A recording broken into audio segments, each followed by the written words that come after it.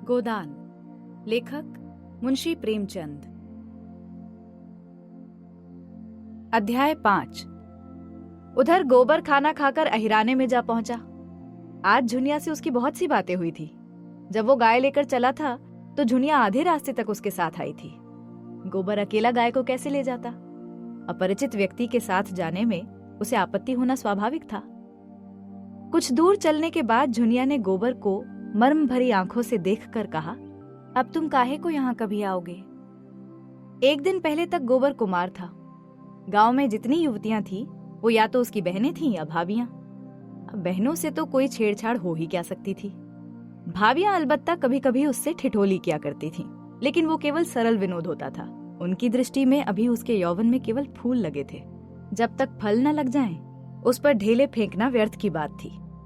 और किसी ओर से प्रोत्साहन न पाकर उसका कौमार्य उसके गले से चिपटा हुआ था। झुनिया का वंचित मन, जिसे भाभियों के व्यंग्य और हास विलास ने और भी लोलुप बना दिया था, उसके कौमार्य ही पर ललचा उठा। और उस कुमार में भी, यानी गोबर में भी, पत्ता खड़कते ही किसी सोए हुए शिकारी जानवर की तरह यौवन जाग उठा। गोबर ने आवरणहीन रसिकता के साथ कहा, अगर भिक्षुक को भीख मिलने की आशा हो तो वो दिन भर और रात भर दाता के द्वार पर खड़ा रहे। झुनिया ने कटाक्ष करके कहा, तो ये कहो तुम भी मतलब के यार हो? गोबर की धमनियों का रक्त प्रबल हो उठा। बोला, भूखा आदमी अगर हाथ फैलाए तो उसे क्षमा कर देना चाहिए। झुनिया और गहरे पानी में उतरी। भिक्षुक जब तक 10 द्वारे न जाए उसका पेट कैसे भरेगा? मैं ऐसे भिक्षुकों को मुंह नहीं लगाती। ऐसे तो गली गली मिलते हैं। फिर भिक्षुक देता क्या है? असीस। असीसों से तो किसी का पेट नहीं भरता। मंद बुद्धि गोबर झुनिया का आशय न समझ सका। झुनिया छोटी सी थी, तभी से ग्राहकों के घर दूध ले जाया करती थी। ससुराल में उसे ग्राहकों के घर दूध पहुंचाना पड़ता था। आजकल भी दही बेचने का भार उसी पर था। उसे तरह तरह के मनुष्यों से साबिका पड़ चुका था। 2-4 रुपए उसके हाथ लग जाते थे, घड़ी भर के लिए मनोरंजन भी हो जाता था। मगर ये आनंद जैसे मंगनी की चीज हो। उसमें टिकाव न था, समर्पण न था, अधिकार न था। वो ऐसा प्रेम चाहती थी जिसके लिए वो जिए और मरे, जिस पर वो अपने आप को समर्पित कर दे। वो केवल जुगनू की चमक नहीं, दीपक का स्थायी प्रकाश चाहती थी। वो एक गृहस्थ की बालिका थी, जिसके गृहणीत्व को रसिकों की लगावट बाजियों ने कुचल नहीं पाया था। गोबर ने कामना से उद्दीप्त मुख से कहा, भिक्षुक को एक ही द्वार पर भरपेट मिल जाए तो क्यों द्वार द्वार घूमे? झुनिया ने सदैव भाव से उसकी ओर ताका। कितना भोला है, कुछ समझता ही नहीं। भिक्षुक को एक द्वार पर भरपेट कहाँ मिलता है? उसे तो चुटकी ही मिलेगी। सरबस तो तभी पाओगे जब अपना सरबस दोगे। मेरे पास क्या है झुनिया? तुम्हारे पास कुछ नहीं है। मैं तो समझती हूं मेरे लिए तुम्हारे पास जो कुछ है वो बड़े बड़े लखपतियों के पास नहीं है। तुम मुझसे भीख न मांगकर मुझे मोल ले सकते हो। गोबर उसे चकित नेत्रों से देखने लगा। झुनिया ने फिर कहा, और जानते हो दाम क्या देना होगा? मेरा होकर रहना पड़ेगा। फिर किसी के सामने हाथ फैलाए देखूंगी तो घर से निकाल दूंगी। गोबर को जैसे अंधेरे में टटोलते हुए इच्छित वस्तु मिल गई। एक विचित्र भय मिश्रित आनंद से उसका रोम रोम पुलकित हो उठा। लेकिन यह होगा कैसे? झुनिया को रख ले तो रखेली को लेकर घर में रहेगा कैसे? बिरादरी का झंझट जो है, सारा गांव कांव कांव करने लगेगा। सभी दुश्मन हो जाएंगे। अम्मा तो इसे घर में घुसने भी ना देगी। लेकिन जब स्त्री होकर ये नहीं डरती तो पुरुष होकर वो क्यों डरे? बहुत होगा, लोग उसे अलग कर देंगे। हाँ तो ठीक है, वो अलग ही रहेगा। झुनिया जैसी औरत गांव में दूसरी कौन है? कितनी समझदारी की बातें करती है। क्या जानती नहीं कि मैं उसके जोग नहीं हूं? फिर भी मुझसे प्रेम करती है, मेरी होने को राजी है। गांव वाले निकाल देंगे तो क्या संसार में दूसरा गांव ही नहीं है? और गांव क्यों छोड़े? माता दीन ने चमारिन बैठा ली तो किसी ने क्या कर लिया? दाता दीन दांत कटकटा कर रह गए। माता दीन ने इतना जरूर किया कि अपना धर्म बचा लिया। अब भी बिना स्नान पूजा किए मुंह में पानी नहीं डालते। दोनों जून अपना भोजन आप पकाते हैं, और अब तो अलग भोजन भी नहीं पकाते। दाता दीन और माता दीन दोनों साथ बैठकर ही खाते हैं। झिंगुरी सिंह ने बामनी रख ली, उनका किसी ने क्या कर लिया? उनका जितना आदर मान तब था उतना ही आज भी है, बल्कि और बढ़ गया। पहले नौकरी खोजते फिरते थे, अब उसके रुपए से महाजन बन बैठे। ठकुराई का रोब तो था ही, महाजनी का रोब भी जम गया। मगर फिर ख्याल आया कि कहीं झुनिया दिल लगी ना कर रही हो। पहले इसकी ओर से निश्चिंत हो जाना आवश्यक था। उसने पूछा, मन से कहती हो झूना कि खाली लालच दे रही हो? मैं तो तुम्हारा हो चुका हूँ, लेकिन तुम भी मेरी हो जाओगी? तुम मेरे हो चुके हो ये मैं कैसे जानूं? अरे तुम जान भी चाहो तो दे दूं। जान देने का अर्थ भी समझते हो? तुम समझा दो ना। जान देने का अर्थ है साथ रहकर निभा करना, एक बार हाथ पकड़कर उम्र भर निभा करते रहना। चाहे दुनिया कुछ कहे, चाहे माँ बाप भाई बंद घर द्वार सब कुछ छोड़ना पड़े। मुंह से जान देने वाले बहुतों को देख चुकी हूँ गोबर। भौरों की भांति फूल का रस लेकर उड़ जाते हैं। तुम भी वैसे ही ना उड़ जाओगे? गोबर के एक हाथ में गाय की पगहिया थी, दूसरे हाथ से उसने झुनिया का हाथ पकड़ लिया, जैसे बिजली के तार पर हाथ पड़ गया हो। सारी देह यौवन के पहले स्पर्श से कांप उठी। कितनी मुलायम गुदगुदी कोमल कलाई। झुनिया ने उसका हाथ हटाया नहीं, मानो इस स्पर्श का उसके लिए कोई महत्व ही ना हो। फिर एक क्षण के बाद गंभीर भाव से बोली, आज तुमने मेरा हाथ पकड़ा है, याद रखना। खूब याद रखूंगा झूना, और मरते दम तक निभाऊंगा।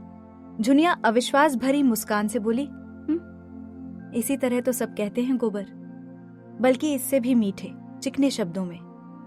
अगर मन में कपट हो तो मुझे बता दो, सचेत हो जाऊं। ऐसों को मन नहीं देती, उनसे तो खाली हंस बोल लेने का नाता रखती हूँ। बरसों से दूध लेकर बाजार जाती हूँ। एक से एक बाबू, महाजन, ठाकुर, वकील, अमले, अफसर, ये सब अपना रसियापन दिखाकर मुझे फंसा लेना चाहते हैं। कोई छाती पर हाथ रखकर कहता है, झुनिया तरसा मत। कोई मुझे रसीली नसीली चितवन से घूरता है, मानो मारे प्रेम के बेहोश हो गया है। कोई रुपया दिखाता है तो कोई गहने। सब मेरी गुलामी करने को तैयार रहते हैं, उम्र भर, बल्कि उस जन्म में भी।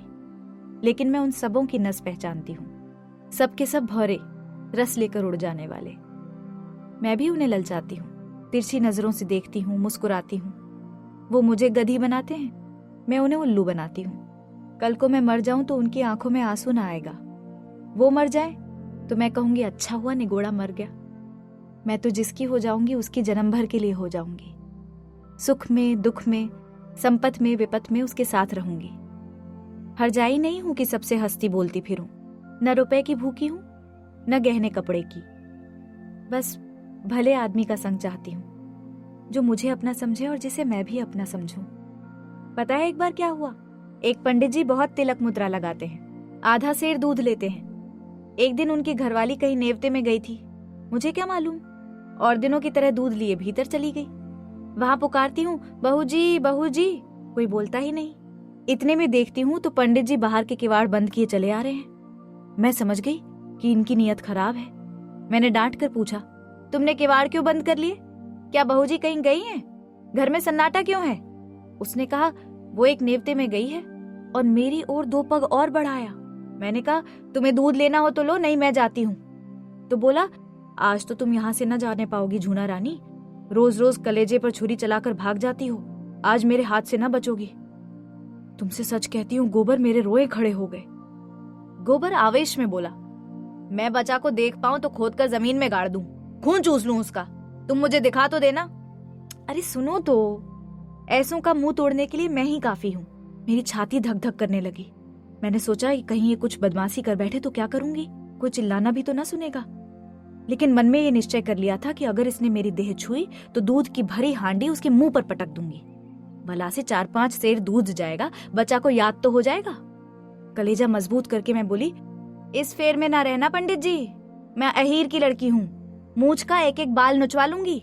यही लिखा है तुम्हारे पोथी पत्रे में कि दूसरों की बहू बेटी को अपने घर में बंद करके बेइज्जत करो, इसलिए तिलक मुद्रा का जाल बिछाए बैठे हो।